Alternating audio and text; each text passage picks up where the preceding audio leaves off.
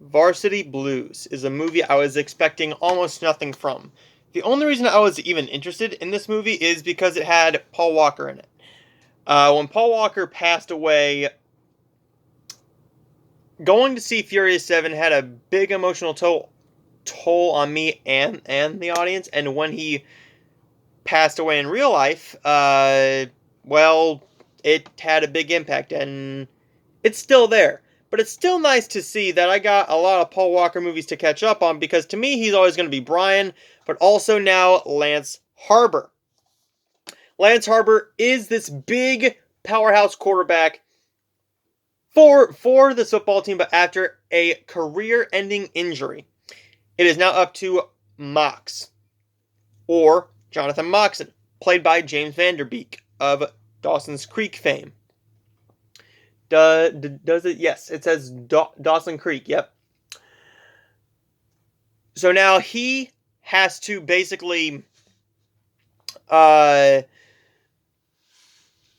his team to the big championship, being coached by Jon Voight. And there's a very powerful scene, a very emotional scene that completely works.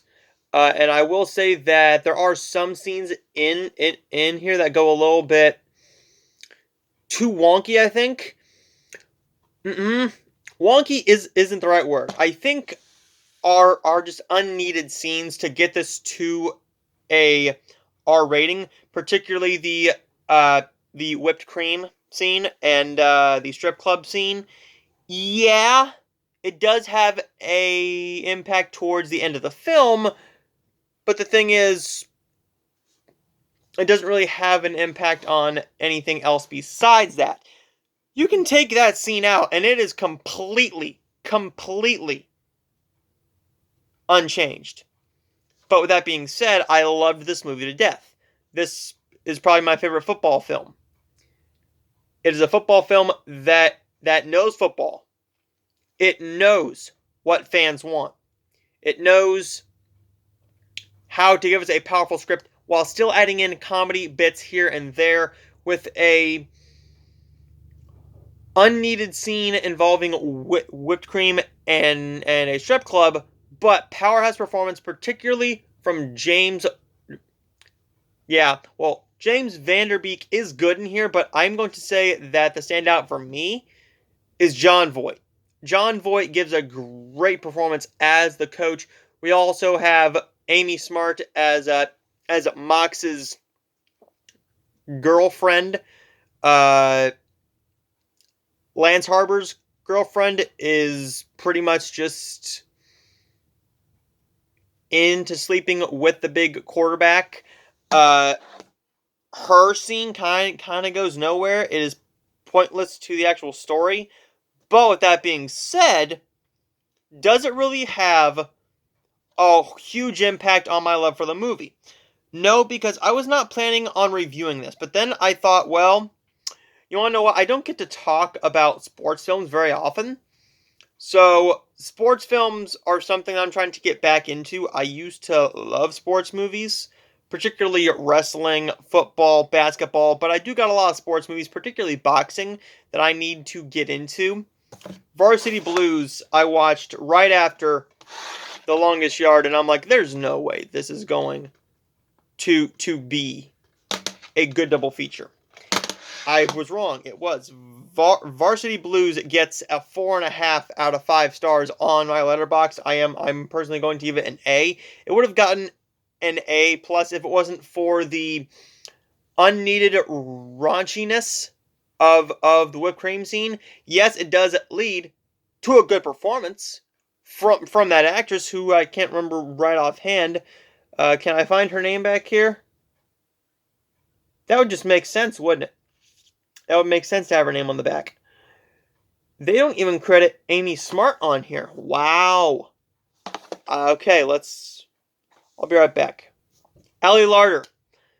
Her whipped cream scene was just kind of unneeded. I felt it didn't add a whole lot to the story. I think it was pretty much to say, hey, people who we know are going to come and see this movie. Because this was aimed towards high school, college football. High school and college kids. and I ate it up. But with that scene being unneeded along with the strip club scene, that doesn't really have a whole lot to do with anything else in the movie. It is a nice shock when you see that your teacher is a stripper, and that and that's her side job. It is a little bit shocking, but you know, if we would have had a little bit of a payoff to that, because there should have been a little bit more than just a shocked look. I thought there could have been something with the school to actually give a little bit more shock to it. But otherwise than that, I really enjoyed Varsity Blues. One I'm definitely going to be keeping in my collection and watching probably a couple times a year. I will probably watch this around August when it's getting time for playoff football. Which, by the way, go Steelers and go Giants. Can I show you the back here? Saquon Barkley. I mean, hey. I will see all of you guys next time. I'm going to have reviews for Love Happens and Aloha up next. I'm finally going to be watching these two. It's the week of Valentine's Day, so I might as well knock out some non-Hallmark Valentine's movies because, hey, why not? Aloha and Love Happens are the next reviews on this channel. I got a lot of stuff coming this weekend. On Friday, which is when, well, I am dropping these two reviews on Thursday, probably with one more. On Friday, we have the episode 7 review of WandaVision, Nomadland on Hulu, and also on Disney Plus, Flora and Ulysses. Saturday will be I Care a Lot, the new Netflix movie, so I will be doing a lot of 2021 reviews. I might go to the theater. It depends on what's playing, and I will let you guys know during these reviews whether I will be going to the theater or not, or check my Facebook, because I will be sharing what my theater plays, and I will see all of you guys next time. And let me know what you think of Varsity Blues and Adam Sandler's The Longest Yard, and I will see all of you guys next time.